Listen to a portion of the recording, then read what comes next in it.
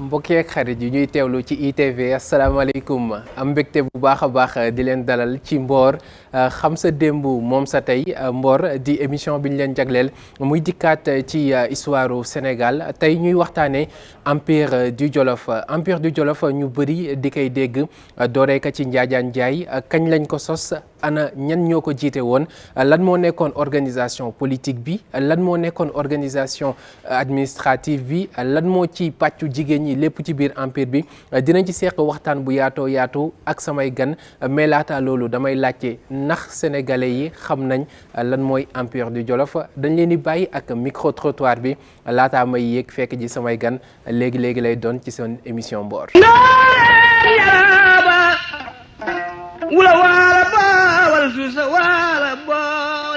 Non, je ne connais pas.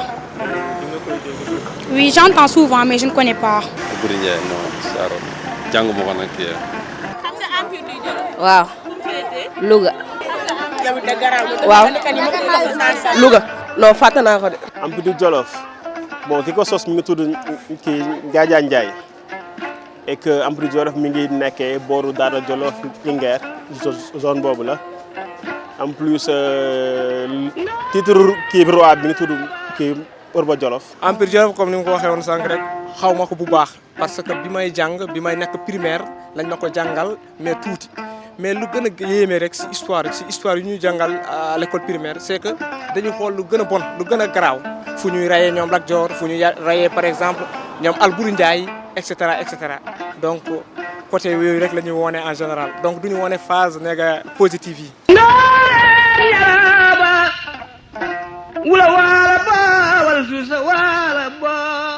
connaître son histoire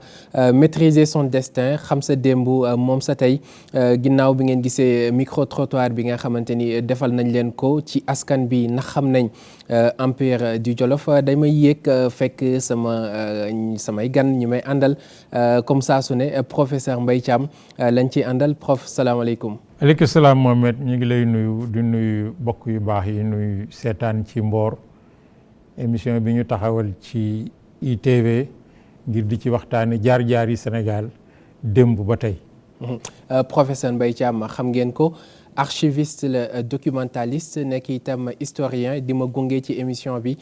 mi noon ngeen ci itam kanamu Fatimata Tall doon nañ ci ànd ak moom ci suñu ñaari numéro yu njëkk yi tey mu nekk ci yitte ak Pape Jëmmu Mbaye ñu leen di nuyu bu baax suñu gan tey ci ñetteelu numéro bu Mboor ñuy waxtaanee empire du Jolof ba muy nekk empire ba muy nekk royaume ki ñu ciy dalal di professeur Alioune Ndiaye moom inspecteur la ci wàllu éducation waaye itam def gëstu yu yaatu ci Jolof ak itam li nga xamante ni noonu la fi nekkee woon ci bi muy nekk empire ba ci royaume bi prof ñu lay wax salaamaaleykum dalal jàmm ci Mboor. maaleykum salaam sëñ Kandji ñu ngi lay jaajëfal waaye di delloo jaajëfal ak beral nuyoo sama mag Serigne Mbaye Thiam nga xam ne tey fu ma yegsi ci wàllu taarix nga tuddee ko Mboor muy wàllu histoire. lépp moom la li ñuy wax ku jiin njaaga te mooy njaag ndax ba may gëstu ñëw ba maîtrise jàppoon ne man ci Jolof rek laa war a liggéey wër fu ne dem fu ne ba am jafe-jafe moom mu tàgganti ma jox ma sujet kon maa ngi koy sant ba mu yegg si fi ma yegg si maa ngi koy sant bu baax a baax li nga wax nag dafa am solo bu ñu xamee suñu histoire dañuy mën a maîtriser suñu destin te am na benn borom xam-xam bu mag a mag kuñ naan Renard moom la mu wax dafa am solo nee na avenir moom ci taarix lay jógee ci histoire pour nga mën a xam fi nga bëgg a jëm faaw nga xam sa histoire li ñuy waxtaane tey nag muy Jolof dafa am solo ndax tey ci Sénégal bi bokk na ci royaume yi fi njëkk ba nekk empire nekk une constellation de royaume xam naa ne ci biir waxtaan bi nag danañ fa ñëw waaye am naa mbégte lool ànd ci ak sama mag. plaisir partagé prof tey ñuy waxtaanee mbooru Jolof tey bu ñuy wax empire du Jolof ñu bëri dinañ ko xam am Njaajaan Njaay ak ñi nga xamante ni ñoom ñoo fa jaar yëpp mais dafa am fu mu jógee mën nañ wax ni sax suite la ci li nga xamante ni moo di empire du Ghana jóge fa ñu wax empire du Tekruur ba yegsi ci empire du Jolof nan la ñu mën a lëkkalee mbir yooyu ba egsi ci empire du Jolof. waaw xam nga Mohamed kere bi ñuy taxawal suñu première émission muy émission 0 di waxtaane lan mooy histoire professeur Idrissa Ba chef du département d'histoire dafa waxoon lu am solo dafa ne woon suñu bëggee xam suñu histoire ñun Sénégal duñ yem ci Sénégal fokk ñu génn ndax Sénégal nekkul woon la ne cundux rek nekk moom kott ci biir ay frontière am di lijjanti ay yëfam dafa am lu wuutu woon di law ba agsi loolu boo ko bëggee xam da ngay commencé ci empire du Ghana nga xam ne historiens yu bari ñi ngi ko jàpp diggante ñaareelu siècle ba fukki siècle ak benn xam nga boo ne tey empire du Ghana ñi xamut dañuy defe ne république de Ghana bii nekk tey foofa la nekkoon or nekkutoon foofu empire du Ghana capitale bi mi ngi woon fii ci wetu Waalo ci biir Mauritanie nga xam ne lëkkaloo noonu ba agsi Jolof ba dugg biir Sénégal yéeg fleuve bi xam nga kon ñooñu bu ñu nekkee lu mat fukki siècle di doxal jël société yi fi nekk yëpp daf leen ci génn kuréel génn kilifteef bu fi nekkatut ñi ko remplacer fokk ñu am luñ ca cof loolu la l'empire du Tekruur bi nga xam ne moo njëkk a tabax li ñuy wax kilifteef ci biiru politique économique sociale culturelle nga xam ne moom ñi ngi koy situé entre le 8e mais gi gën a wóor 9e siècle la taxaw nag fi nga xam ne fi la fleuve Sénégal nekk tey mu tiim li res ci réew mi li ci ëpp mu dàbbale ko alors bu ñu demee kon ba 13e siècle empire du Jolof taxaw da ngay xam ne dafa mel ne dafa amoon li ñu mën a tuddee période des empires xam nga Idrissa dafa waxoon keroog ne Sénégal buñ ko bëggee jàng dañuy wax Sénégambie bu Sénégambie jeexee ñu génn tarxiis jëm les rivières du sud bu tarxiis yéeg Sahara bi nga xam ne yoon la woon woo xam ne naka jekk dafa doon jóge ci kaw di wàcc ay nit yooyu yëpp nag ci continuité historique maanaam loo xam ne lii day xew di dàbbale yu bari ci l'empire du Jolof juddu au niveau du 13e siècle bi mu juddoo nag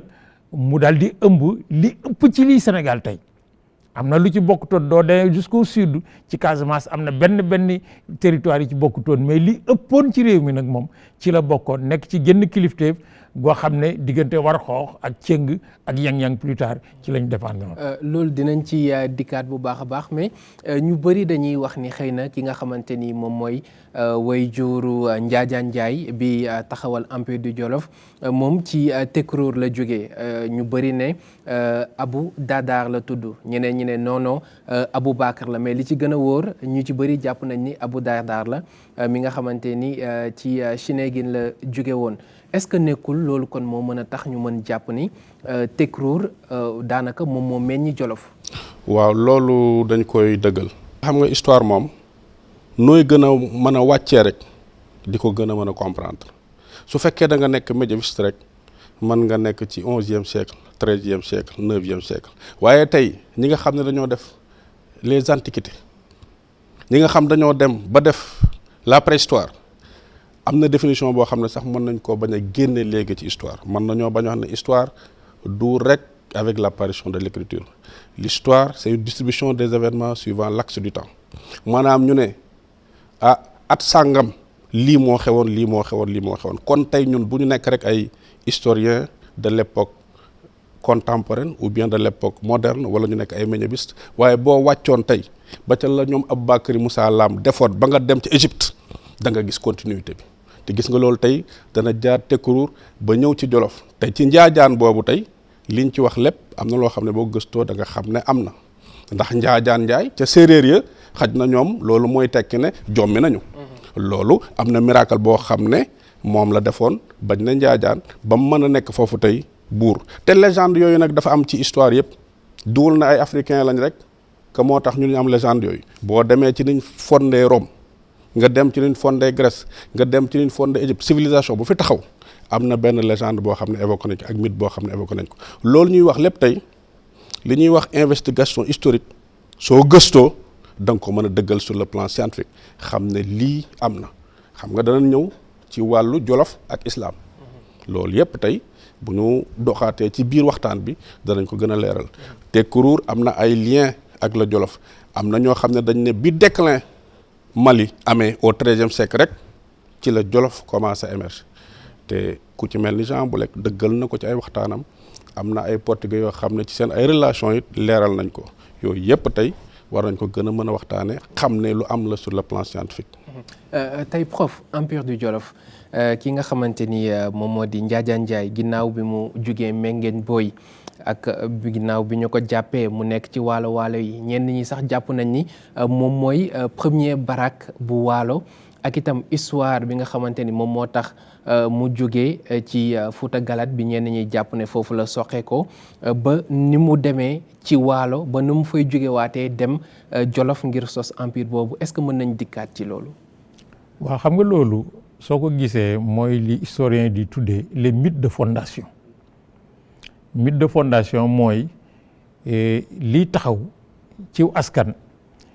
nekk ci béréb law fa ay ati at ay siècle buñ koy expliquer mënuñu sukkandiku rek ci li am nit teg ci bët muy rationalité fokk ñu dugal ci loo xam ne lii mooy dëgëral kilifteef gi dëgëral nguur gi fexe ba nit ñi rapport bi ñuy am seen diggante ak nguur gi nekk rapport bu ñuy accepté or le mythe de fondation di Jolof nga xam ne dañ koo taqale ci kun wax ne cosaanam naar la bokk na ci lii tax nga mën koo gëm mooy dans les années 1880 jëm 1100 ci ñi ëpp ci réew mi ci xam-xam ci lañ jàpp ne ci la l'islam dugg ci biir réew mi Almoravi di jógee ci désert bi traverser fleuve bi dugg ci biir nit ñi ba nga xam ne ñi fi nekkoon boobu ay buur danay joxlante ak ñoom di def commerce di def yenn yi ba ñu naan am na ci Sénégal islam de cour maanaam soo demee Jolof da nga fay fekk ay prince ak ñu mbokk ak ñoom ñoo xam ne commencé nañ di bàyyi xel l'islam bu boobaa bu l'islam taxawee ci réew mi commencé fi am ay tànk day dëgëral nguur goo xam ne day wut cosaan loo xam ne yéeg na ca l'islam parce que au-delà de Njaajaan mais nu mu téeti Abo Dardar soo gisee ci généalogie bi am na ñu ko yóbbu ba mu jëm ci prophète bi am na ay généalogie yoo xam ne yi dañuy yéeg di yéeg ba woon la ne nu mu laal na ci prophète l'islam Muhammad sallallahu alayhi wa sallam muy lan muy kon loolu day taxawal nan la l'islam duggee ci réew mi teel a dugg ci réew mi askan wi nangu ko bu nangoo ne lii ji diine mën nañoo defandoo ak moom dafa jéem a wut nag ay lien yoo xam ne yi dina dëgëral seen taxawaay loolu moo tax njaajaan réew yi di ko xëccoo séeréer yi ne sunum njaajaana parce que ci tur wi rek ci ñun la jógee oo njaajaanoo kii lii daal kéemtaan la may sa wali joon waa waalo ne déet taxaw leen ndox lañ doon wax ca la feeñe ca dex ga dex gi nag moom waalo la nekkul Jolof nekkul Saalum nekkul kii waa Jolof ne ñun la dafay firndeel lan moo di bi islam ñëwee ci réew mi dafa teel a dugganteeg waa réew mi nangu ko ku ci nekk di wut nooy dëgërale sa pas-pas ak sa yéene ak sa ci biir l'islam bi bu boobaa ñi yilif maanaam ñi nekk ci nguur gi mais bu fekkee ñu fexe ba taqale leen ak ni ngi li fiy cosaan li fiy diine dafay yokk seen dëgër laay or njaajaan loolu bokk na ci li tax ñu di ko taqale ak Abo Dardar di ko taqale nu mu teeti ak ay naar yoo xam ne yi nangu naa ci sama lamiñu ndajaay Mansour Bouna moom daana dem sax moom xeñtu woon na ba xam Abo Dardar boobu ñuy wax fan lañ ko suul dans nu mu teeti le désert mauritanien mu daan fa dem di ko ziyaare ji donc lien yooyu nag moo taxit nag entre autres nguur yi fi nekkoon xëccu jëm ci l'islam pour jël ci ay ndëgërlaay l'islam profité ji moom it am cëslaay ci réew mi ba nga xam ne boo fi ñëwee tey da ngay defe ne ñun yonent bi sallallahu alayhi wasallam dafa feeñ rek ñëw fi loolu nag ci mythe de fondation yi lay bokk. parce que li sama rak sama jarbaat sama kóllëre surtout wax dëgg la mythe de fondation du yëfi africain yoo xam ne amuñu bind kii foo dem ci àddina am na fa. gis nga Jeanne d'Arc. Jeanne d'Arc li ci ëpp mais mythe de fondation la du histoire boo xam ne bii dañ koo bind ak ay sources yu wóor am na ci lu ñu xam mais li ci ëpp mythe de fondation la. réew moo dem ba ñu taxawal seen cëslaay maanaam seen i gëm-gëm ak surtout seen i nguur dañ ciy taxawal li nga xam ne lii mi ngi ne këtt na jon ñu mën cee teg kii dañ ciy taxawal li nga xam ne day nekk ay mythe maanaam ay yoo xam ne xel du ca àgg te amul lu mu jàll ca gannaaw. ci loolu nag ci la ñuy sukkandiku pour mën a expliquer nan la njaajaan génn ci réew mi ba pare nekk une espèce de patrimoine commun. séeréer yi ne sunum séeréer halpulaar yi ne sunum halpulaar la parce que booy wax waalo à l'époque c'est le waalo de halpulaar jolof yi donc les wolof ne suñu nit la mu nekk une espèce de lien commun à ce qu'on pourrait appeler l'autorité la naissance de l'autorité politique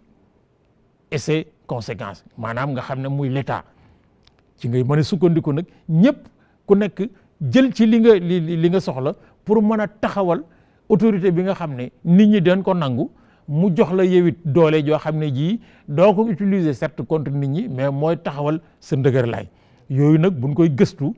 ci yu demee nii dañuy bàyyi xel ay mag ñi fi nekkoon yoo xam ne leeral nañ ci yu bari ku mel ne Leyti Guissé ca Jolof nga xam ne même dans les années 1920 gouvernement colonial bi muy gëstu ci l'histoire du Sénégal maam Leyti bokkoon na ci ñi nga xam ne commission yooyu bokkoon nañ ci ku mel ne Sakoki Guissé di doomam di sëtam nga xam ne ba ci 2019 gii la ko yàlla moom ci at yu sori nga xam ne moo ko jàngal mu nekk historien boo xam ne ñi bari ci gëstu ci histoire Jolof jaar nañ ci loxoom. Assane Marokoy Samb nga xam ne góor gu yàlla mayoon la ci les grands guerriers yu doon wax mu jàng Demba Lamine Diouf ñun ñëpp dañu nekkoon ay mag ñoo xam ne ñii sunu génération bi amoon chance gis leen. leeral nañ leen yu bari ci yu demee nii am na ci nag ñoom nag dañoo amoon limite yoo xam ne ñun amuñu ko ndax ñoom daan nañ waxtaan ak yow ba mu yàgg ñu ne la tëjal magnétophone bi ma wax la nga tëj sa magnétophone ñu wax la mythe de fondation yu bari expliqué nañ ñu ci mais ñun li ci ubbi li ci ëpp nag mooy suñu kilifa suñu sëriñ ci lii ñuy def muy professeur Mbaye Guèye nga xam ne fii ci département histoire li ci ëpp nag ci études yi ñu def sur le pays wolof moo ko junj nag. ak mbokkam mi Boubacar Bari nga xam ne mi ngi fi tey di dund yàlla fi yàlla bay nga xam ne moo tax sur le waalo ak it nag ay mbokk yu jóge feneen parce que booy wax Jolof li ñu tuddee le grand Jolof maanaam l'empire bi nga xam ne Jolof moo déparé woon ca kaw di ñëw ba ci Bargny gi ki ci ëpp ki ci gën a fës nag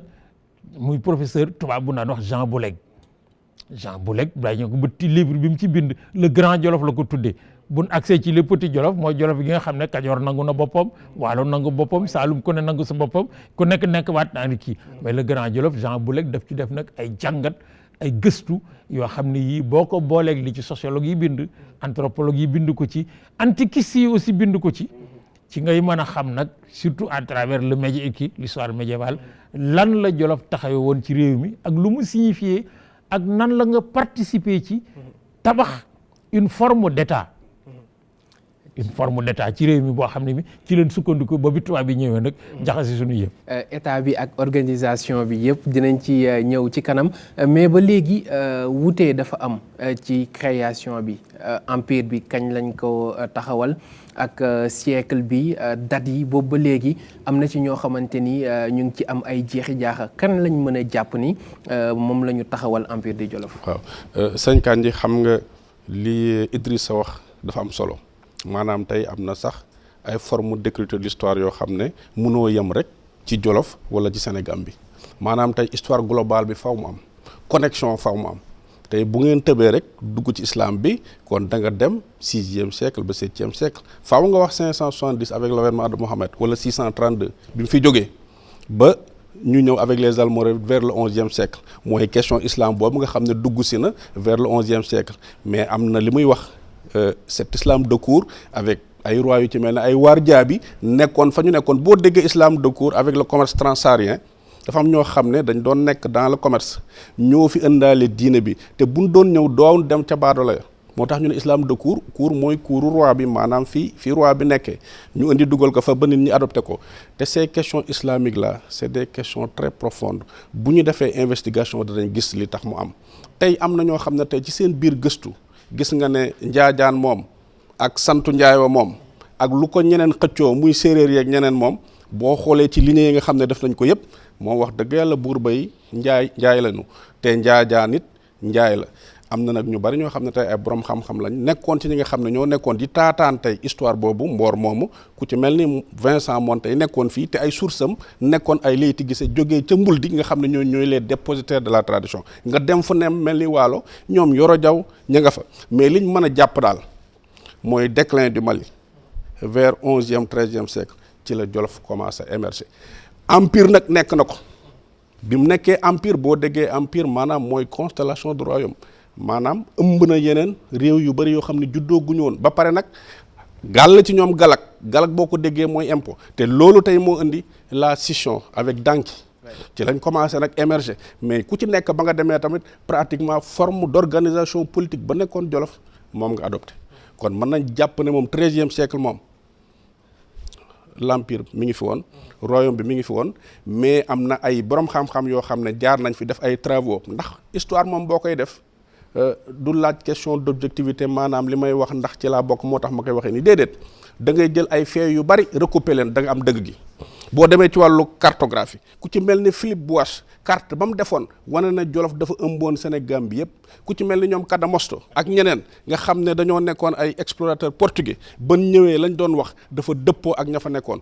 moom ba muy wax dane y a un roi qui s'appelait Jucolin est une corruption de Cukkuli kon da ngay xam ni Jolof tolloon na foofu ci booru 13e siècle ba 14e 15e siècle nekk na moom empire kooku moom kenn mënu ko nattable. mais njaay bi lan lañ mën a jàpp ne moom moo ko indi parce que man bu dee damay gëstu ñu ne waajuram bu góor Abou Dardar la tudd waajuram bu jigéen Fatoumata Sall donc njaay bi lan lañ mën a jàpp ne moom moo ko indi. waaw xam nga loolu moom évolution day am tey boo convoqué les linguistes danañ la wax fi mbir mi jógee ak nan lay def ba dérivé ba yegg si fu mu yegg si tey am na ay tur yoo xam ne tey boo leen gisee dañ naan ay corruption la lu ci mel ni Ali Buri am na ñu ne c'est une corruption de Ali ñu am ci sunu nit ñu fa nekk ñoo xam ne tey tudd nañ Bakkatam ñu ne Bakkatam c'est une corruption de Babacar kon kay sur le plan linguistique affaire yi ñoo nekk di évoluer foo ko natt rek ak foo ko gëstoo da nga gis tey lan moo indi lii ba ci am na yeneen sax xeetu xam-xam yoo xam ne da lay wax lu tax lii mel nii lu ci mel ni onomastique bi nga xam ne tey boo tuddee dëkk rek da nga xam tey lu tax lii ñu tuddee ko noonu ak lu ko waral loolu moo indi évolution bi ba mu ñëw ci njaay mais nag ngay yéeg bañ yegg foofu mais noonu rek la mun a demee parce que da ngay xool ne l'espèce humaine fi mu jógee benn la après maam évolution ñiy jël décroix de Gibraltar dem feneen mais maam mi moom benn la Adama ak Awa la après nag y a des corruptions ba pare am ñoo xam ne dañ ko adapté fi ñu nekk ba tey sur le plan linguistique boo defee ay investigation da nga gis ay sant yoo xam ne ñi ngi fii da nga leen fekk feneen mu am beneen variante ñu ngi koy dund. tey aussi prof bu ñu xoolee ci tur bi ñu bëri jàpp nañ itam ni moom Mouhamadou Amine la tudd moom Njaajaan Njaay ki nga xamante ni moo di Maysa Wali Jonn moo waxoon Njaajaan Angarafe maanaam kii kat ku yéeme la looloo tax ñu dem ba adopté tur boobu noonu alors mbir boobu noonu ci ni nga xamante ni parce que Maysa Wali mu ngi woon Siin boobu Njaajaan ma nga fooñ méngéeñ booy ba ni mu dikkee fekk si ko nanguwul woon a wax et tout mën nañ dikkaat ci mbir boobu. xam nga Mohamed gis nga Sénégal au 11e siècle bu ñu amee buur taxawal ko tudde na Mouhamadou Lamine Abo Dardar la tudd nguur ga du yàgg. ndax lan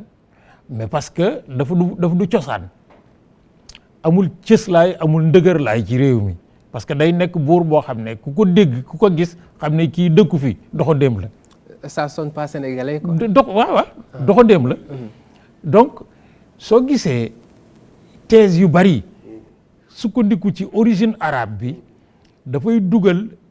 ci période booba loo xam ne daf koy def ndëgërlaay ci biir nit ñi kat ñi ngi commencé di nekk ay jullit boo amee buur boo xam ne ci cosaanam jullit a ngi ci biir day dëgëral taxawaayam mais buur bi ñu fal ñoom wóor na ne mënut a nekk lu du buuru wolof bu am cosaani wolof am aussi nu mu tiit ay origine wolof yoo xam ne yii day am ndey ak bay day am meen am xeet ci réew mi mais bu lépp jógee bitim réew daf fiy teel a jógee wala nit ñi dañ koy teel a mën a rejeter thèse la nag boo xam ne bii ala kulli alin ñun historien du ñu ne nangam baaxut sànnil dañu jël lépp teg ci taabal ji di wut ay source nag di dëgëral di wàññi di dëgëral di wàññi ba àgg foo xam ne dañuy wax ne thèse yi yëpp kat ala kulli alin nag bii moo ci gën a wóor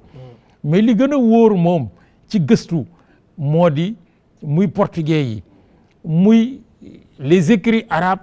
du Moyen Âge taarixel Fetash taarixel kii Bekri ak ñoo ñëpp bind nañ ci parce que booba Mali gi doon wax mais dafa law ba ak si Sénégal ba nga xam ne bu ñuy bind dañuy bind ñoom ñëpp ci lépp mooy li Idrissa doon wax rek histoire du Sénégal moom day sori mais boo jegeele rek du dootu histoire du Sénégal loolu mu may la moo di njaajaan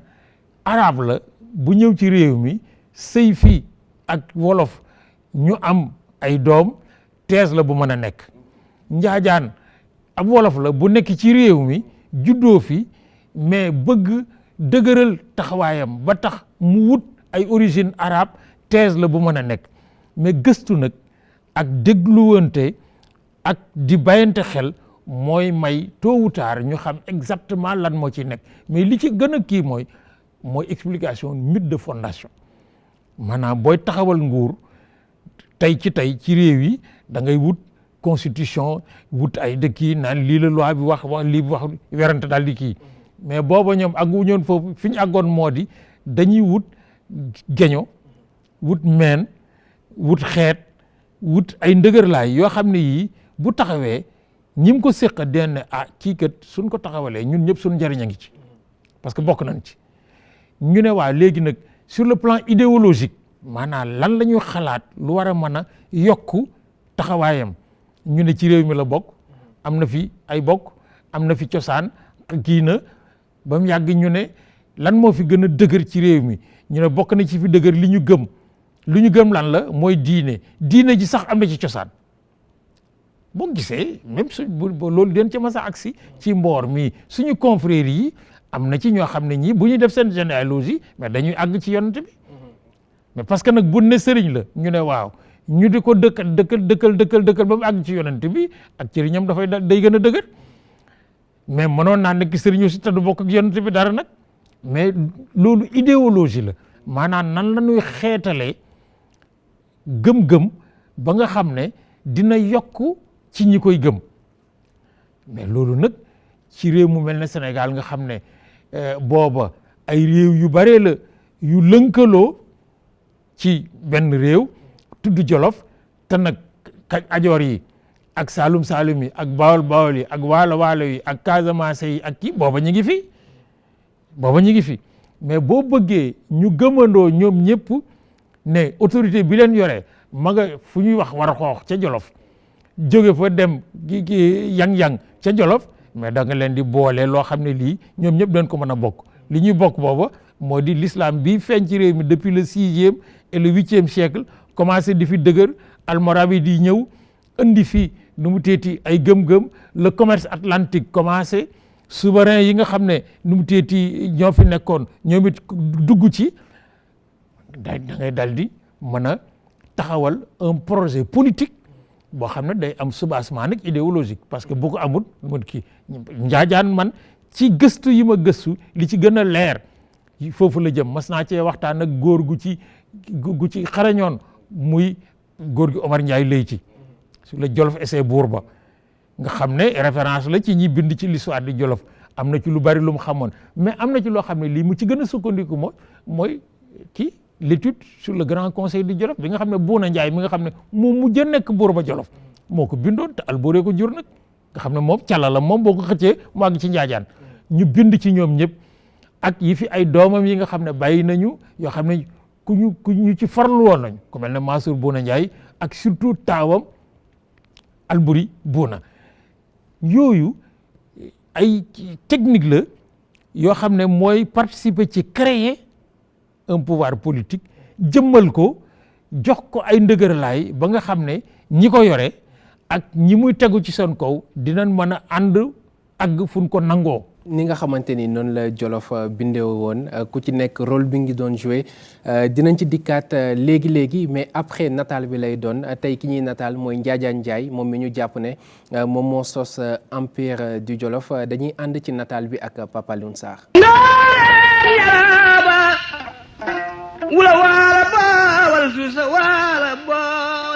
mu nekk buur bu njëkk ci Jolof nekk tamit njiit mu yéeme te bëri xam-xam moom mi sax moo samp askan wolof nguuram daal di tàmbali ci atum 1360 maanaam ci 14e siècle ba léegi turam daal di fës Njaajaan Njaay doom la woon ci Aboubacar Ben Omar nekkoon jiitu Almoravidi ak Fatoumata Sall di alpulaar waaye xalaat bi séeréer yi d'accorduñ ci ñoom nee nañu Lamaan Bukar Njaay moo waajuram bu góor ki sax nekkoon séeréer bu dëkk ci wàllu historien yi di Cheikh Anta Diop lii sax la fësal ndaxte jàpp na ni doomu arab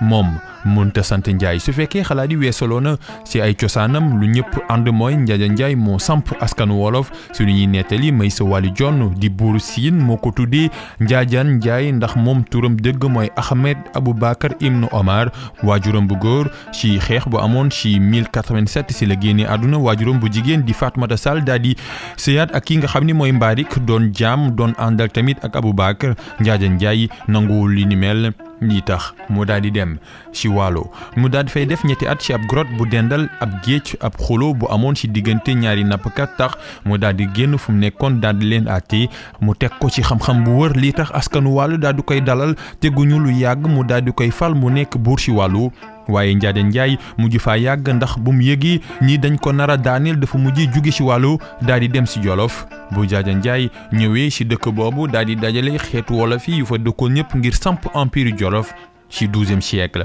mu samp empire bi te tuurul deret lépp mu daal di koy teg ci xam-xam dëkk yi di séeréer yi pël yi ak wolof yi daal di ñëw bokk ci biir jaxasoo bi ci wàllum xeet daal di tax ba làkk di wolof daal di wër fépp ci Sénégal Njaajaan Njaay nekk buur bu samp ab dëkk ci jëlul ngaay Njaajaan Njaay daal di génn àdduna ci atum 1399.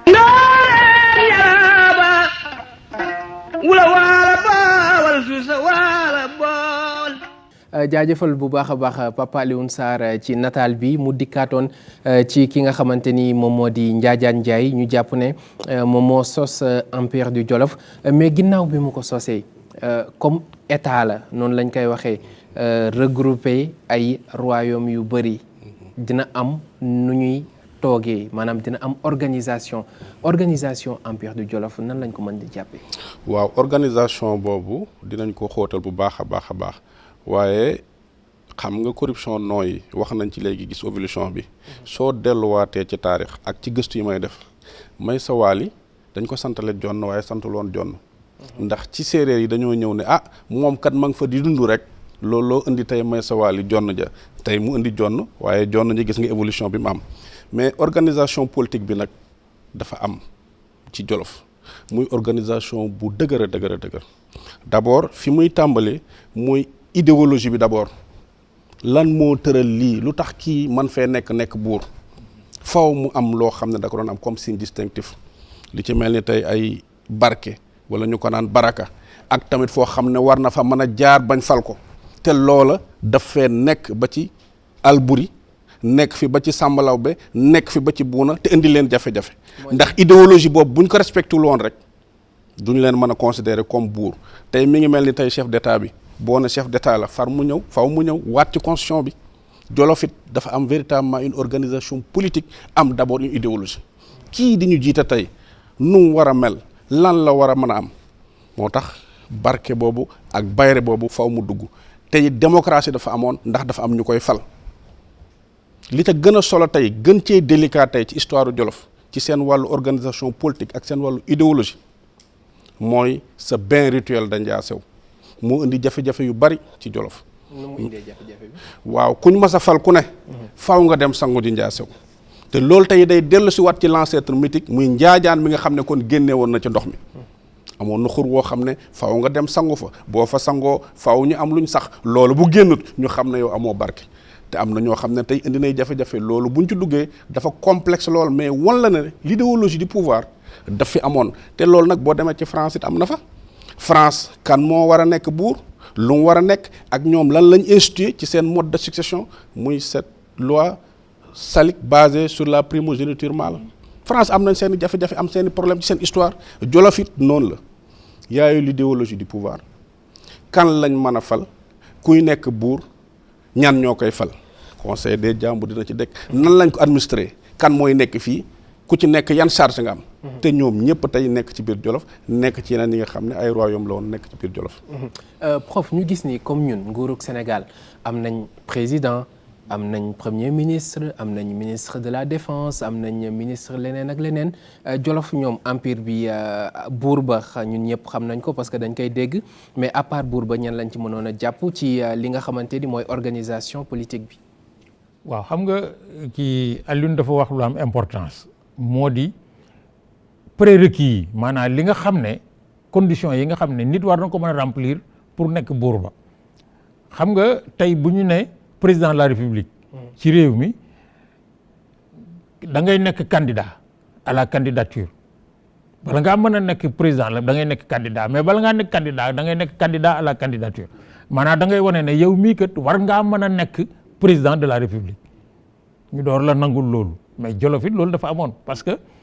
xam nga du woon royauté comme yenn royauté yi nga xam ne buur bi day dee rek ñu geesu na ana ku fi sës ñu ne taaw bi wala rakk ji ñu ne aycu Jolof li mu jur ba mu law ci yeneen réew yi ko yi nga xam ne ñoo juddu après au 14e 15e siècle moo di ci Sénégal buur ba dammel buur barak ak yeneen yu nuroog ñoom dañ koy fal. ñan ñoo koy fal dañ koy tànn Jolof boo ñëwee dañuy wax ana ñiy falaate maanaam conseil constitutionnel bi nga xam ne mooy recevoir candidature yi xool ko ba ne kii baax le na kii baax le na kii baax le wut boobu conseil ñan la juróom-ñaar lañu. mooy ñan juróom-ñaar nit. jaraaf ndoj jaraaf satle njarno ñolle farawar xoox bëjje jaraaf juróy ñooñu la ñeenti parti xam nga àggagun ci parti yi candidat yi ñooñu la ñuy ñëw ne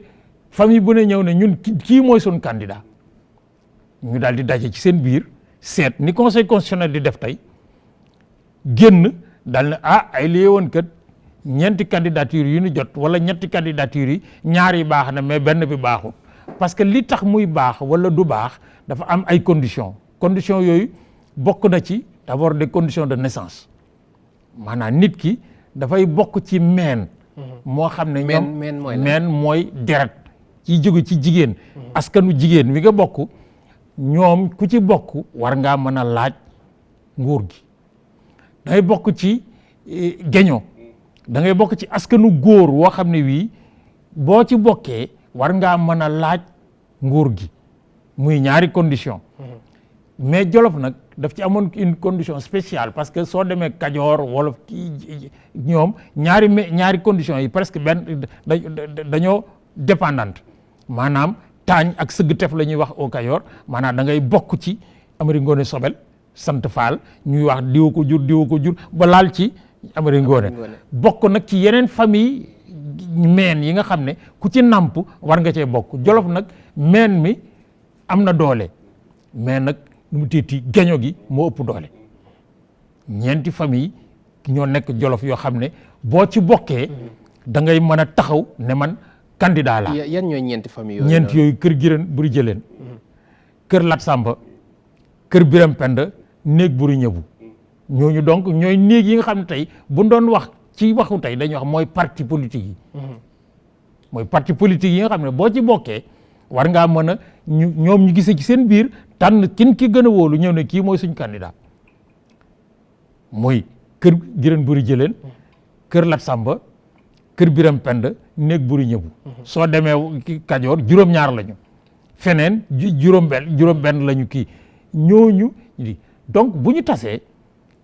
ci biir conseil bi la ñuy seet valider candidature rejeter candidature ñi ci des ñu seet nag ñaar ñi des wala ñett ñi des nan lañ leen di tàqalee bokk na ci nag ay gëstu yu ñuy def Alioune dafa wax léegi ne dinañ seet ci gën a nuru ku am barke war a jik réew mi parce que nag yooyu nag seen yëfi boppa loolu xanaa ci mystique lañ koy ak ci mystique ak it seetlu parce que bu ñu gisee ne kii kat fi mu bokk nangami buur jaar nañ fi yu ca bokkoon te jigoon nañu réew mi mën nañoo njort ne moo war a mën a gën a rafet njort ki nga xam ne giir gi mu bokk mësagu ñoo am buur ci moom lañ commencé dañ wax bu fi famille yi nekkee booba ba tey ñii seen famille fukki buur ba génn ci te famille bi ñaar rekk ci génn wala famille bala kenn génnu ci dafay daal nekk ay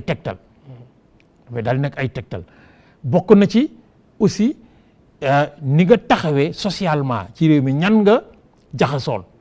est-ce que ci Jolof rek nga yem est-ce que àgg nga ba Kajoor est-ce que bokk nga Waalo est-ce que parce que yooyu yëpp dañ koy sóoraale ngir bu fekkee ne soxla am na doole ji fi nekk Jolof matewu ko ñu seet ñan la war a mën a woolu ñu ñëw te duñ ca teg barke beeg bayre bi mu doon wax léegi ak yeneen yooyu nag dañ ko daan taxawal suñ ko taxawalee le grand conseil dafay retiré wu comme ni conseil constitutionnel di def tey à ndoj tëju dinañ fa am ñii ne nañ fanweeri fan ñii ne 45 jours xam nga loolu kon ñoom li ñuy seet dañu taxawal yu bëree bëri buñ d'accordé ci nag Alioune mii daal la ñu yaakaar ne tey moo remplir conditions yëpp moo gën a yaakaaru ba nga xam ne buñ ko fi tegee askan wi dinañ ànd ak moom buñ àndee ak moom dinañ mën a taxawal barke ak bayre ak nu mu tiiti richesse yoo xam ne yi dina ci réew mi ñu door a annoncer l'élection d'un buur ba ñu def ko buur ba mais ginnaaw li nga xamante ni moo di organisation politique bi am na itam organisation administrative ndax buur bi bu paree moom dina teg équipe am ak ñi nga xamante ni ñoom ñoo cay topp foofu itam na la doon demee. waaw foofu tamit da ngay xam ne kon tey ñun ci wàllu taarix wala ci wàllu mboor buñ gëstoo seen histoire danañ xam ne kenn mënuñu woon ci wàllu organisation te it démocratie bañ tolloo woon ak ci jamono yooyu démocratie la. ndax tey ñi mu la wax noonu set yooyu doon fal c'était le conseil des jaambur boobu ay jaambur la ñu woon kenn mu leen woon a corrompre ñoom dafa am lu ñu gëmoon idéal boobu la ñuy topp rek ba jàpp ne kii moo gën ci réew mi ñu teg ko fa li mu wax tamit ci meen yi dafa am solo ci biir Jolof da nga nekk Njaay ñun ñëpp ñu sant Njaay tey Alburi sant na Njaay yaa ji jógee Kajoor waaye li tax Sàmba Lawbe sonal ko fa boo déggee ñu ne kii moom Sàmba Lawbe Penda Kojje boo déggee Kojje rek Njaay la sant waaye ndeyam Ndaw la sant te ñooñu dañu am doole lool ci Jolof niñ ko administré nag sur le plan politique non seulement yàlla buur ba mais da doon am le bummi xam nga loolu nag tey dafa am solo tey da nga dégg rek ñu ne waa tey mën ngaa dégg sax ñu ne Macron de moom mooy buur mooy bummi waaye ñu ngi koy wax rek te xamuñ lu muy tekki mbay dana si ñëw tojal leen ko ba mu gën a leer kon buur bi dafa amoon mu am la bummi am tamit la tube muy le vice-roi mais Jolof toujours boo koy jël bul jël rek wolof yi Jolof dafa ami wolof ami pël te études yi ñu def yëpp dafa wane ne 50% rek mooy am de pël 50% de wolof tey pël yooyu ñu leen doon administré am na ardo boo xam ne tey moom moo leen doon gérer mais amoon nay laamaan am ay fara am ay bisët am lépp boo demee tey ba ci traité de paix bi nga xam ne amoon na entre la France et le Jolof en 1883 ñoom ñëpp dañoo bokk ci ñuy signé kon y avait une administration les charges dañ ko partagé woon nga sant Dieng nga sant Fall nga sant Ñang am na loo xam ne moom ngay administré tey boo demee fi ñu naan Jolof ca Ñang jëm ca noor ba ñu ko naan xol-xol ñang yee ñoo fa nekkoon ay bërgël lañ boo ñëwee tey fi ñu naan paas baxal waa ndawee na fa nekk ay bëlëb lañ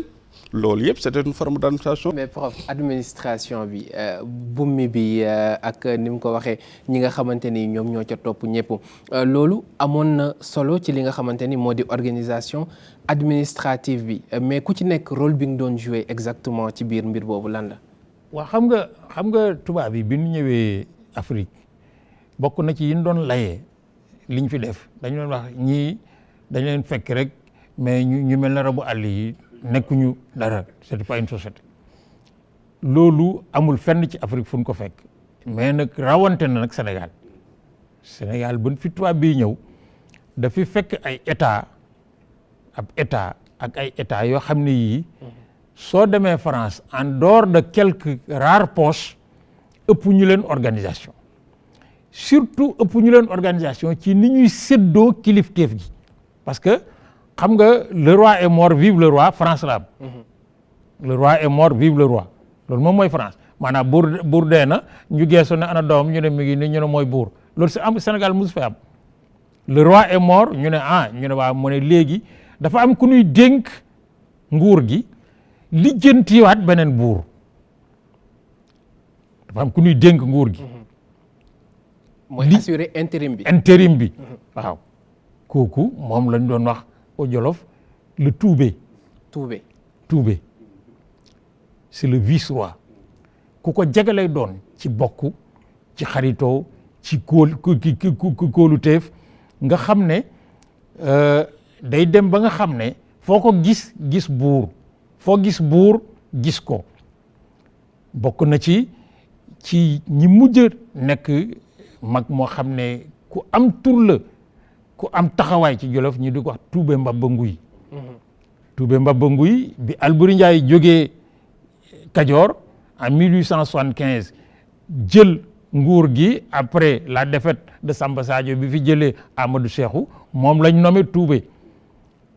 mu nekk ak Alboury ba Alboury jóge fi bi fi Alboury jógee 1890 Samba Law bay ñëw yaakaaroon ne bu tubaab bi ñëwee ña àndoon ak Alboury dinañ kii mais Toubé Mbaba Nguy amoon na dayo ci Jolof goo xam ne biñ taxawalee Samba Law bi dañ ko confirmer Toubé bi Samba Law bi amee jafe-jafe digganteem ak tubaab bi jàpp ko exilé ko au Gabon ñu jëli Buuna en 1895 introniser ko Toubé Mbaba Nguy la ñu def Toubé toujours nga xam ne donc 1875 ba ni mu dem àlaxira moo nekk Toubé maanaam mooy le vice-roi c'est-à-dire qui assure l'intérim en 1916 bi ñu enrôlé Bouna Ndiaye mu dem à la première guerre mondiale mais Toubé Mbaba Nguy le gouvernement du Sénégal colonial reconnaître comme remplacé ko ba muy ñëw or diggante bi en 1905 fekk nañu supprimer la royauté ne le titre de Bourba n'existe plus. Bouna est désormais chef supérieur du Jolof chef de province mais dootu Bourba mais teewut bi mu demee xam nga kon ñoom xamoon nañ ne malgré que dañoo jël seen administration superposé ko ci kaw bosu Jolof a nga seen administration boo xam ne buñ ko taxawalul dara du taxaw bokkoon na ci le bummi nga ne c'est l'héritier présomptif mooy ki nga xam ne bu buur faloo tey ci tey dañuy wax mooy numéro 2 moom lañ yaakaar ne bu fi buur jógee watoo mooy ëpp chance ci nekk buur moo tax wolof di wax ne ci kër gi lay bokk wala ci kër gi waaw Njaay lay sant Toubé Njaay lay sant bummi Njaay lay sant parce que loolu daf ci am solo parce que c'est des alliances stratégiques yoo xam ne yii mooy dëgëral kii yi waaw le Toubé Njaay lay sant dëkk yang-yang ci biir capitale bummi Njaay lay sant nekk héritier présomptif dëkk yang-yang ci biir kii bi nga xam ne bu fi buur jógee dañuy njort ne bu ñuy falaat buur moo ci ëpp chance bu doon tey dañuy wax mooy numéro 2 moom la waa ji joxoñ kii ñu teg ci bëlëb dootu sant Njaay parce que bu lépp yemee ci njaayeen yi bés bu njaayeen yi jaxasoo ñeneen ñi dañuy farfale bëlëb ndaw lay sant. bëlëb luy liggéeyam moom. bëlëb nu mu teeti mooy commander le canton du Baxal passe Baxal gi nga xam ne li ko dalee soo booy dugg Jolof jóge Bawol ba baa ngay ak ci limite jëm yang-yang moo fekk ëpp solo ci kii bi ndax mooy tampon seen digganteeg Bawol ak Kajoor xam nga kooku dafay am doole parce que comme ñoom seen adversaire bi ci gën a kii Kajoor lay jóge ndax waalo seen digganteeg Jolof nag naka jekk li ci ëpp dafa neexoon mais day tax ki nga xam ne day nekk nit ku am doole nekk paas Baxal nga teg ci bërgël ñang lay sant xam nga kon ndaw yi ñëw nañ mooy bëlëb ndukumaan soo demee ndukumaan gi dans le Saloum ñen fay wax bëlëb ñu ci bari nangu nañ ne cosaan lañ fa mais am na ñu bari ci ñu gëstu ñoo xam ne xam na ni Jolof lañ jógee kon looloo waral Ndawkunda bëlëb ndukumaan Ndawkunda bërgël ñang lay sant dëkk dans la province du Lamdou bi nga xam ne tout boo génnee yang-yang rek mooy ci capitale am Mboy naan lay doon Mboy naan googu boo soo fa demee ñi fa sant ñang ñu am taxawaay lañu ci royaume du Jolof depuis toujours boo demee le bummi muy lay dëkk muy fa la suñu maam Safiyatu Ñang radiyallaahu anha jóge woon dem Tiwaawan jur sëñ Abdou Aziz Dabakh Haj Mansour ak sëñ Habib nga xam ne foofa donc ceddo gi dafa mooñaale diine ji mooñaale ko ñoom muy la ñu dëkk muy dëkk la boo xam ne ci ñi xam Jolof dëkk bu ñuy bàyyi xel la or yooyu yëpp nag buñ ko defee loolu aristocratie bi loolu la ñu moom mais nag aristocratie rek yorewutam réew dafay des nag jaambur yi ñi nga xam ne ñoom du ñu yore deretu buur mais ci yëf yi la ñu parce que aristocratie bi mu ngi mel ne mooy chef de parti boo leen génnee ana électeurs yi ana peuple bi mooy jaambur yi bokk na ci jaraaf ju rëy mooy doyen des notables nga xam ne bu buur bi taxawee di waxtaan ak nit ñi moom mooy wax xam kooku diggam ak buur kii parce que balaa buur a génn lay wax ak moom di wax ak nit ñi muy jottali wala mu wax ak nit ñi buur noppi jaraaf Satlé nga xam ne mooy le porte-parole devant l'assemblée des notables parce que mooy mu ngi mel bu ñu dem assemblée nationale da ngay wax kon mooy président du groupe parlementaire mooy jaraaf Satlé la fara biir kër mooy l'intendant et le trésorier c'est-à-dire moom bu ñu dellusee ci kër buur palais bi mooy gérer di tey dañuy wax ne mooy le commandant du palais comme ni mu amee tey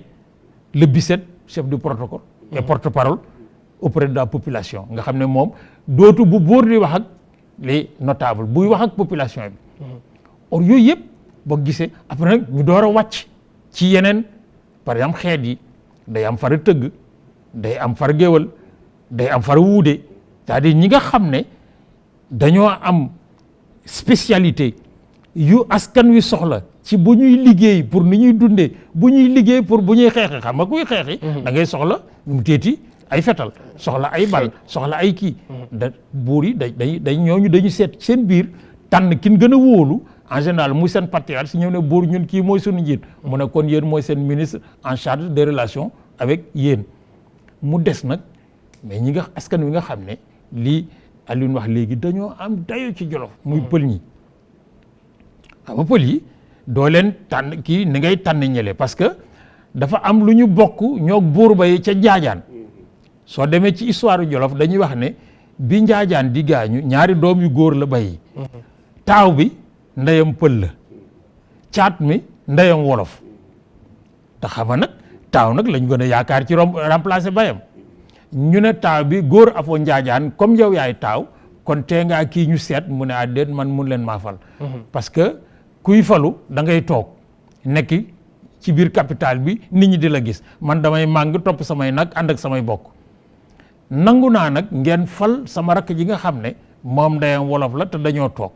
mais ci kaw nag mu nangul ma sama kilifteef ñu tudde ko ardo di njengeel nga xam ne dafay nekk ci biir Jolof léeg-léeg mu dem Waalo léeg-léeg mu dem Kajoor léeg-léeg mu dem Siin léeg-léeg mu dellu si yore kilifteefam goo xam ne yii nag pël yi ci Jolof buur bee Jolof yilif Jolof gépp mais bu soxlaa ci pël yi ci ardo lay jaar du jóg rek jubal ci ñoom directement day wax ardo sa bokk yi de nangam ak nangam mu ne ko loolu de mën naa nekk taxal ma waxtaan ak ñoom mais bu jógee jaar ci ñoom rek dafay def la Ali Bojal waxoon Alburi ba mu jógee nu mu teeti Kajoor ñëw mu ne ko méfie-toi de vouloir faire toi bon comme ton père qui voulait être à la fois ardo et buurba parce que coow rek la lay indil ak jafe-jafe muy organisation boo xam ne dafa dem jusque dans le détail parce que bu ñu demee comme waxtaan ci départ bi dañ ne l'islam yàgg na Jolof parce que bi almorabi yi ñëwee dañoo agsi rek daanu ci biir Jolof ñu duggante kii mais dañuy fal ay xaali bu nekk kilim bu nekk xuru bu nekk siin njaayeen siin nga jëli lan mooy tey siin dëkk bi ñuy wax siin ci Jolof mais fa lan suul Maam Ousmane Sy mi jur Alaaji Maalik kon organisation bi bu am solo la mais ci cour royale bi ñan ñoo amoon accès ci cour royale bi. waaw mooy ñi mu wax noonu xam nga moom wax dëgg yàlla matale na te damay am man toujours envie di ko déglu ndax moo ma ci jiitu nag gën ma koo xam da koy toj ba mu leer naññ tey boo ñëwee fii ci Ndakaaru ci suñ mbokk lébu yi ñu naan jaraaf te nga déggoon ko ci Jolof kon da nga xam ne institution yu bari ca Jolof la jógee mais administration ba dafa matale lool tey da nga gis chef de l'État dana sukkandiku ci ay commandement territorial amoon nañ ay jàmboor dañuy juger ndax islam am na moo tax ñu am ay xaali te xaali est une déformation de kaadi le kaadi et le juge musulman mais ñi amoon accès tey ci cour bi mooy ay mbokkam yooyu ñu wax le vice-roi ak l'héritier présomptif mais bul fàtte ne tamit jigéen ñi dañoo amoon taxawaay ñun dañoo raw tubaab yi foofu la linguère day nekk soxnaam wala sëram te dañ leen doon déglu duñ tëb def loo xam ne te li ci gën a yéeme Kandji gis nga boo ko càmbaree mbir mi ni mu jaxasoo noonu nga foog ne ku ci nekk tey dafa am ay empiètement ci sa compétence morom déedéet lépp daal dama jaakaar na ñoom suñ borom daf leen a mayoon dëgg la nag am na ay germes yu ca jógee yoo xam ne dafa détruire mais ñi amoon tey accès ci buur ba ñooñu ci lañ mais ñim lim ñëpp tey mais jàppal na y avait la Linguère c'est l'institution des femmes fi nga xam ne suufeel nañ jigéen ca France ak feneen nga xam ne ñoom amuñu droit de vote mais ñoom dañu amoon baat dañ leen doon déglu la Linguère dañ ko doon déglu soxnaam la wala sëram ñi ngi ci biir cour bi la tuube la buumi ñoom ñëpp ña nga fa ak nag ñi nga xam ne mais on avait une armée aussi loo foog il y avait une armée dans cette administration non seulement il y avait des gens du commandement territorial muy les jàmboor mais aussi on avait une armée très bien organisée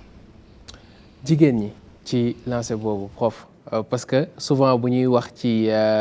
ñi nga xamante ni mooy empire ak royaume yi day mel ni dañ leen fàtte alors que nii ñoom amoon nañ benn importance benn rôle boo xamante ni doon nañ ko jouer ci biir empire Jolof lañ lañ mënoon jàpp ne mooy seen rôle. waaw xam nga askan wu nuy wax de manière philosophique mbokk ndey koy jur ku fay nasaxal jigéen déggoo li wax ci mbokk ndey koy jur dañuy wax soo demee dans le Jolof et plus tard dans les autres pays du Sénégal mais comme dañu nekk dans un système boo xam ne bii góor gi day am jabar yu bari mais ku ci nekk sa kër ndey mooy sa kiir laay ba tax na ci biir organisation bi jigéen ñi dañ ci am taxawaay boo xam ne bii bu rëy lay doon d'abord boo masaan falu buur ba Jolof dañuy def lépp pour su fekkee amagoo soxna wala amoon nga soxna ñu fexe ba nga sëy ci sa biir kër ndey sëy ci sa biir kër ndey li la koy may moo liñ ciy séentu moo di boo ca taawloo góor kooku moo gën a préparé pour remplacer la ëllëg mais bari na ci buur yi bu nu masaan sëy seen biir kër ndey ci seen meen am ci doom ju góor wala ay doom yu góor dootuñu sëy ci biir réew mi dañuy sëyi feneen dañuy dem Kajoor dem Waalo dem kii dafa takk ay indi mu nekk ay lien d'alliance mais lien d'alliance yooyu boo ci amee doom yi ci juddu bu ëllëgee bu xëccoo amee doom yi nga xam ne seen bay ci dëkk bi la bokk seen ndey ci dëkk bi la bokk da leen di ëpp doole parce que ñi la dañ lay wax yow demal sa kër ndey bokkoo fi yow sa kër ndey Kajoor la yow sa kër ndey Waalo la kii nag tànk bi Jolof la tànk bi Jolof la ba tax na loolu nag li ko daan may moo di la reine mère yaay buur ba Jolof bi ku amoon doole la ci Jolof parce que li ëpp ci buur bi su la ko buur bañalee wala nga bëgg mu nangul la ko boo jaaree ci ndeyam am ko boo jaaree ci waa kër baayam mën nañoo njort ne sax ne dafa am feneen leneen loo bëgg lu ko jigut mais ndey moom dañuy wax ne kiir laay la ñaareel ba li mu wax la Linguère ci biir titre yi daan distribué bokk na ci titre bi ëppoon solo gis nga Linguère gii tey nekk capitale départementale u Jolof moo doon siège u pas siège parce que yang-yang lay nekk mais li ëpp ci li muy génn foofa lay nekk sori yang-yang pour man nit ñi di ko fa fekk di ko xelal mu deen xelal ñuy tabax ay alliance gis nga alliance ci biir famille yi ñeenti famille yi war a yore réew mi wala ñaari famille yu bëgg a bokk di def ay alliance comme nii parti politique yi de ci kër Linguère lañ koy tabaxe Linguère ay def ñaari fan yu nekk wala ay bés yu ne mu def xawaare invité ay nitam ñi bokk fii ñëw ñi bokk fii ñëw ñi bokk fii ñëw bu ñu ñëwee ci biir waxtaan wi foofa fa la ñuy defee ay alliance yu bari yoo xam ne yi ëllëg a gis si biir bu ñu demee yang-yang wala ñu dem war xoox fa lañ koy mottalee nga xam ne kon moom moo nekk ci am na benn historien boo xam ne daf ko méngaleeg les salons nu mu teeti des femmes de la royauté française ay madame de Sévigné et consorts fi gars yi daan tase di tabax loo xam ne lii nu mu teeti buñ fa jógee mooy taxawal buur wala mu jële fa buur donc intrigue yi foofa la alliance yi foofa la stratégie bi foofa la tactique bi foofa la ba nga xam ne jigéen ci suñu société képp ku jàpp ne dafay amul baat parce que dañoo nekk société polygame xamoo li polygamie lëmb ak li jigéen samp ci réew mi parce que réew mi nag boo fiy tagg nit li ci ëpp ci ndey lañ koy tagg bu nit baaxee dañuy wax da koo nàmp xam nga bàyyi du nàmpat bu nit amee yenn jikko yi dañuy wax da koo nàmp mais bàyyi du nàmpal kon comme li baax lépp ci nàmp lay jóge li safaan ci nàmp lay jóge mais kii nàmpal mais mooy pilier yëf yi or yooyu nag dafay laaj ñu di ko gëstu pour xam yan titre yan kilifteef yan taxawaay nu mu teeti bokk na ci yi daan gën a taxawal jigéen dans nos sociétés moo di gàllaaj mais ci kër ndey rek lañ koy wute kenn du ko wute kër bay booy wuti gàllaaj ci sa biir kër ndey ngay dem booy ñaan lu ci sa biir kër ndey ngay dem parce que dañuy wax ne du senn te la ñuy def ñoom ala kulli alin na mu gën a rafete nañ ko gën a mane lañ koy defee boo demee sa kër bay c'est la concurrence parce que nag da ngeen a bokk bay ak doomu bàyyeeg yooyu noonu loolu prof moo ñuy dugal ci capital yi parce que tey bu ñuy wax capital Jolof ñu bëri dañ naan yang-yang la mais est-ce que foofu la mës a nekk waaw migré na jógee nañ waalo ñëw nañ war xoox dem nañ yang-yang fu ci nekk am nay trace da nga am sax da nga dégg sax ñu naan ca Jolof da ngay dem Thieng wala nga dem war xoox yooyu yëpp kon ay capital lañ mais bu ci nekk dafa am lu ko mandargaal mais nga may ma tuuti ma dellu si waat ci li nga xam ne daf ko wax mu am solo lool tey boo demaatee ca waalo tamit ñoom am nañ ay lingeer waaye loolu yëpp tey ma nga jógee ca Jolof day dëggal li ñu doon wax ne moo fi jiitu danoo jël rek institution yi yóbbu ko feneen gis nga même tubaab bi mu ñëwee sax bay def description bi des fois ay lunettes am lay yore gis nga importance bi nga xam ne tey tuuma bi amoon na ko wala buumi bi am na fu ñu naan mën na ko apostrophe comme ni roi bi doon def avec Hugues Capet kon ñoom déjà xam nañ ne fii am na lu fi am muy une administration très performante mais gis nga ci wàllu jigéen yooyu muy les linguères lépp loo visiter tey ci wala nga questionné ko ci Jolof maanaam la culture wala les cérémonies de résistance muy li muy wax noonu tey ñu ko naan gaajo nga xam ne linguères yi ñoo ko doon organiser mais bu ñu koy organiser ba ñuy fecc bay wane suñu culture ak yeneen fekk na am na yoo xam ne ña ngi koy régler ba Alburi di gàddaay ak la métti bañ demee ba mut ngel taxaw nañ def fa benn cérémonie de gaajo pour que ñu mën a régler yu bari ñu mën a ànd ak moom dem ñu mën a wàññeeku dikk donc capital yi moom war xoox nekk na ko Jolof nekk kii yang-yang nekk na ko bu yang-yang nag moom dafa am firnde ndax Alburi moom buñ ne capitalu Jolof yang-yang la tax nag moom mu matérialiser ko dafa def tata te tata jooju la tax mu def ko fa dafa demoon moog Lat Joor ca Mabba moo fi njëkk a taxawal tata technique de fortification des villes la c'est la polyersétique boo demee tey avec les Romains bi ñu demee ba nga xam ne tey dafa am ñoo xam ne dañoo ñëwoon di leen envahir da ngay fortifier sa capitale mi ngi mel ni tey militaire boo xam dafa jël rek bunkeriser wu defar benn bunker pour bu bal yi di ñëw ak yeneen ñu mën a protéger wu kon Alburi bi mu demee ba gis loolu ñëw gis na mbettum yang-yang mi amoon na fa ay sakk rek fa amoon dafa ñëw ci yang-yang def fa tata ji nag ci la doon protéger jigéen ñeeg dund beeg bal yeeg yëpp la tax mu def ko tey am na ay explorateur ku ci mel ni Montey ba mu fay dem ànd ak ay ingénieur sorin bi leen njëkk a jaaxal mooy Alburi bu demee ba defar tata ji fu mu jëlee xeer yi ci lañ dem vers le bassin versant du Baferlo gis na fa la xeer yi doon jógee mu def ko tata jàng fa ba léegi tata jooja ba buuna ñëwee tey fa lañ def palais ba kon kay yang-yang moom mooy mandarga la ne nekkoon na capital waaye péripéties yi ci am nag dama koy bàyyi sama mag mu leeral ñu ko prof buur ba yi ku ci nekk ak li nga def tey jii bu ñu jëlee Biram Jéeme Yàlla mën nañ jàpp ne expansion wu Jolof bay na si waaram bu baax a baax mais tey bu ñuy demee ba fi empire bi di jeexee ak ki nga xamante ni moom mooy Lella Fuli Fak mën nañ jàpp ne foofu la empire bi jeexee ci bataille bi nga xamante ni defoon na ko lan lañ mën a jàpp ni moom moo sooxat lii di tasu empire bu Jolof. bokk na ci bi portugais yi commencé di ñëw ay explorateur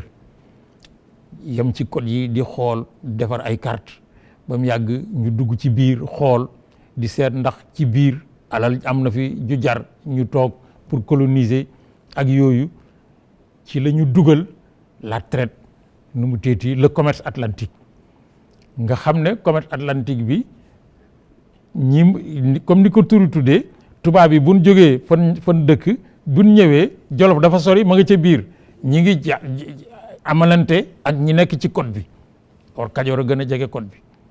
Waalo jege na côte bi Jolof moom nekk à l'intérieur nekk un pays enclavé donc buur yi nekk ci côte bi jëfalanteeg tubaab yi commencé am doole am gis-gis tubaab bi bëgg a dugg ci biir réew mi te xamul lu nekk ci biir réew mi mu di leen xam ba ci suuf pour ñu mën a jot seen bopp pour may ko nu muy duggee ci biir donc les influences mu tëddi du commerce atlantique influence su traite négrière bi parce que bu ñu demee ba nga xam ne li gën a fës ci koom-koom mooy xeex jàpp jaam jaay tubaab bi mais nit ñi duñu jaay seen askan dañuy dem ci biir di xeex ci biir di jàpp di indi ci côte bi di jaay loolu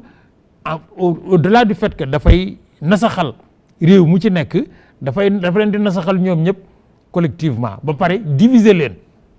maanaam tasaare leen xam nga ba nga xamee ne même ba fii ci frontière nu mu teeti fii ci Bargny Jolof la ñu bokkoon même buñ ci d'accordut kilifteeg bi benn la woon ñu am ay solidarité mais buñ demee bay xeexante ci seen biir dafay daal di indi yeneen jafe-jafe. loolu pexe tubaab bi la woon. pexe tubaab bi. parce que dañoo indi système économique bu bees boo xam ne bii ñi muy enrichir yorewuñu pouvoir suprême bi pouvoir suprême baa nga Jolof. mais bi tubaab bi ñëwee ñim jotlante defalanteeg ñoom ñu gis ci moom ay technique ak ay technologie ay fetal ay lisi ay la kii ñooñu dañu daal di commencé am doole joo xam ne dina leen may ñu ne waaye mais ñun waa jëlee nekk fële sori ba dee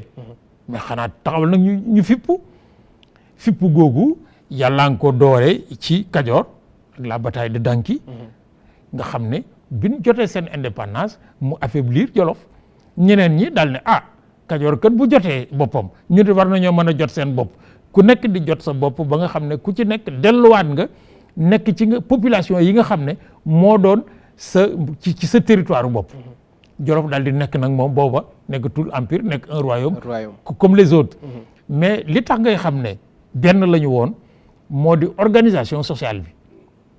ni société bi demee. xam ne day am ay garmi ca kaw. nga xam ne ñi war a bokk ci nguur gi ñi mënta bokk ci nguur gi mais bokk ci ni ñuy séddalee cëri nguur gi ba agsi ci jàmbur yi nga xam ne mënuñu cee bokk mais am nañu loo xam ne ñoo ko moomal seen bopp waaw ñuy ay titres yoo xam ne ñoom lañ koy jox les jàmboor ci Jolof fukki jàmboor la ñoon ak ñaar yoo xam ne yi buur ba du leen neexale dara du leen kii li ñu yore ñoo ko moom maanaam dañuy wax dëkk sàngam ñu ne ñooñu kanjeen ñoo ko moom ñu ne ñoom kuy seen kilifa ñu gise ci seen biir ne diw mooy suñu kilifa boo na ko kon yow yaay jàmboor fii ñu daal di jàll feneen kilim daal di jàll ba ñëpp mat ñooñ ci leen bokk ak di wàcc ba nga xam ne dañuy agsi ci naar yi parce que nag xam nga naar yii ñuy gis fii defee ne Mauritanie rek leen mais xam nga dañuy wax naari Kajoor naari jàmbur mais naari Jolof it daa amoon moo jiitu sax mooy ñi nga xam ne ñi dañoo jóge ci kaw wàcc dellu siwaat wàcc bàyyi fa seen xeet demaat dellu si daal di lang dem bay séentu ci seen biir ak ñin fi fekk ñoo ñëpp looloo waral gàdd yi moo tax soo demee ci dëkkaan léegi la dëkk yi jaxasoo mais boo masaan dem ci dëkk yi ba dans les années 1960-70 mais gàdd gi du nekk ci biir dëkk bi dañu ñëw bay jub dëkk bi defar seen gàdd mais nag bu ñuy demalante di dikkalante ba mu yàgg ñu defar fi école gone yi bokk école di foonte di kii dal di sëyante dal di jaxasoo bataille bi am empire bi tas ku ci nekk moom sa bopp ban conséquence la jur ci ni nga xamante ni noonu lañ doon dundee ci état bu mag boobu ñu doon tuddee empire du Jolof. tey sur le plan linguistique boo ko gëstoo rek daf lay jox raison benn jamono bi mu nekkee empire nekk constellation de royaume ñu ne buur Jolof biñ demee nag ba nga xam ne scission am na li indi scission ba am na ñu ne galak gi nga xam ne Jolof da ko galak boo ko déggee ci wolof mooy impôt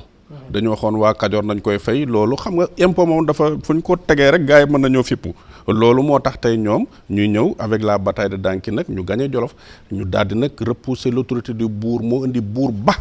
boo déggee ñu ne buur ba Jolof y a cette distanciation léegi waa Kajoor nag dootuñ ko désigner comme buur Jolof waaye buur ba Jolof ma nga nekk Jolof ñun nag léegi tey Kajoor bu ñu neexee am suñu damel bu ñu neexee am suñuy teeñ nga dem Bawol ñu am lañ am kon dafa indi nag régression waaye bul fàtte nag bi ñu évoluer ba vers le 18e 19e siècle nag tubaab bi tàmbali na ñëw wax na ko bi ñu ñëwee installé au niveau des côtes parce que foofa dama naan toujours moo gën a neex a fortifié waaye bul fàtte ne depuis 1819 rek il y a eu le traité de Guillot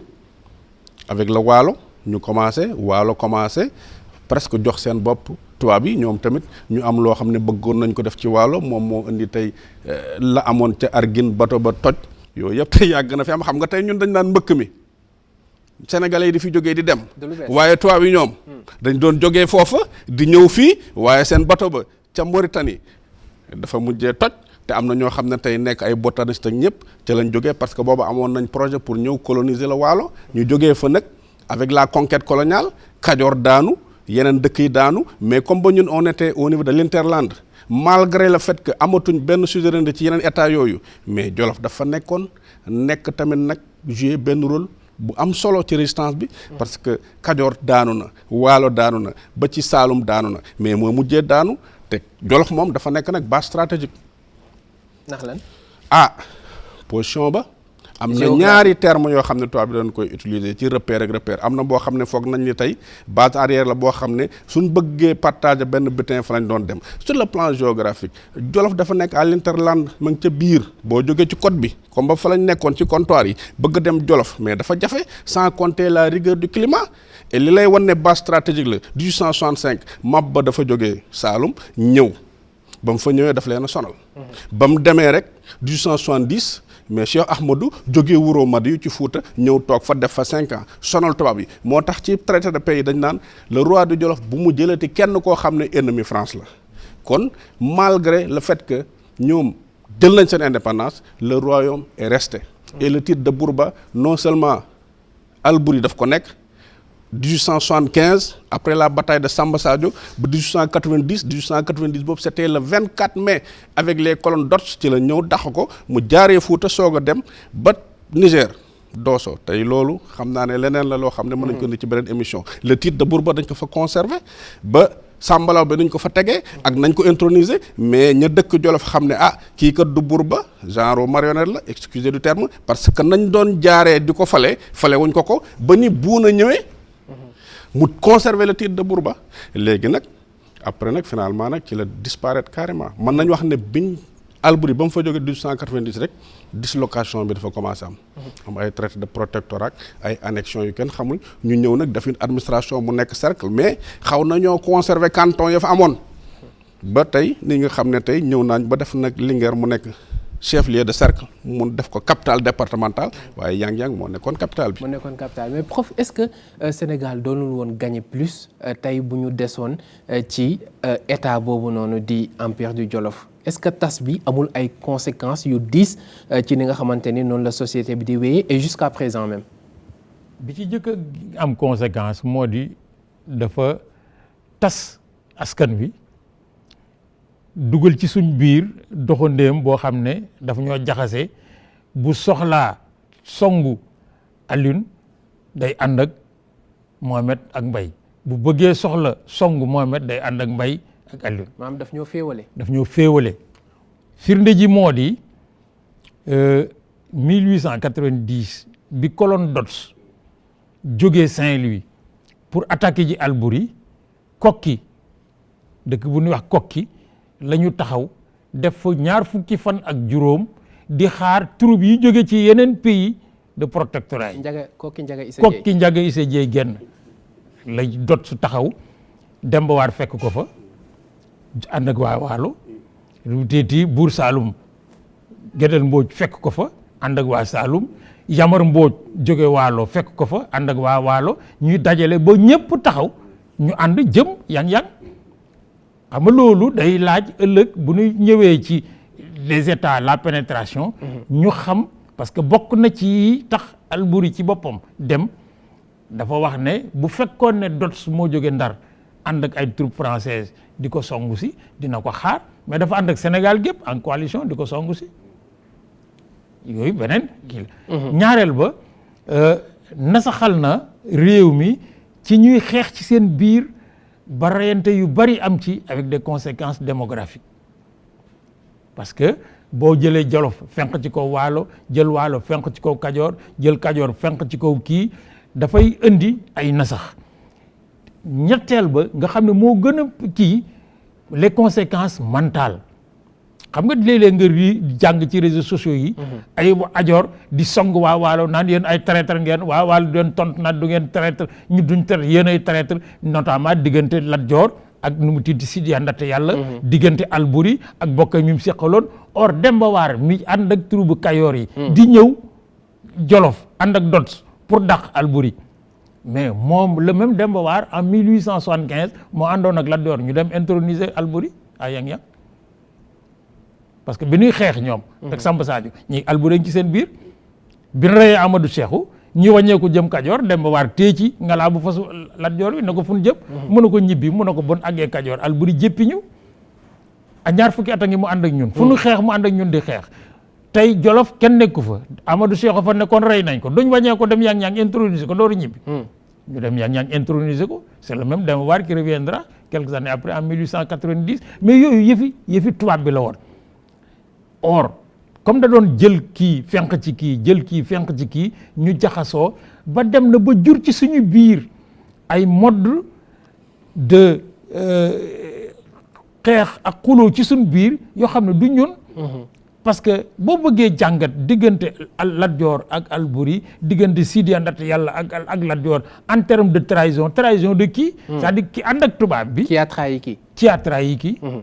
mais loolu nag boo demee ci xam-xam boo xam ne xam-xam bu leer la bu rafet da ngay gis ne mi ngi mel ne ni parti politique yi di fonctionner tey dañu dem ay ligne ci biir parti am ay idéologie ci biir parti bi am ay intérêt ci biir parti yu àndul ku ci nekk di seet lii sa njëriñ